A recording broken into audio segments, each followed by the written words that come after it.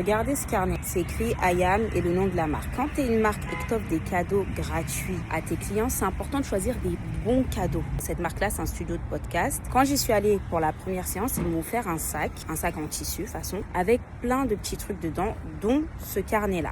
Et en fait, c'était ingénieux d'offrir ce carnet-là pour eux parce que c'est une marque de podcast. Ils visent souvent les entrepreneurs et souvent, on a tous des carnets. Je suis partie chez eux quelques fois fin 2025 et depuis là, je suis pas retournée. Mais tous les jours, j'utilise ce carnet. Tous les jours, je vois leur nom.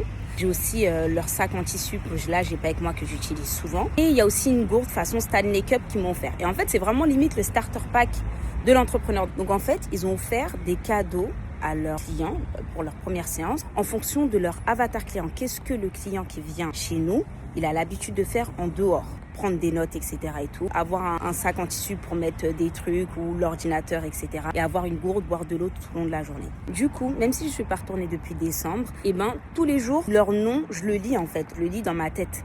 Et en fait, ça fait qu'il reste dans ma tête, il reste dans ma tête, il reste dans ma tête. Et un jour, quand je voudrais tourner du contenu et que j'aurai le choix entre plusieurs marques, mon cerveau, il va se sentir safe de retourner là-bas parce que ça va être un truc qu'il connaît. Alors que si, par exemple, il m'avait offert un autre truc, je sais pas, un truc que j'allais pas forcément utiliser au quotidien, j'allais le mettre dans un placard, j'allais oublier et puis voilà. Donc, soyez très stratégique dans les cadeaux que vous offrez à vos clients.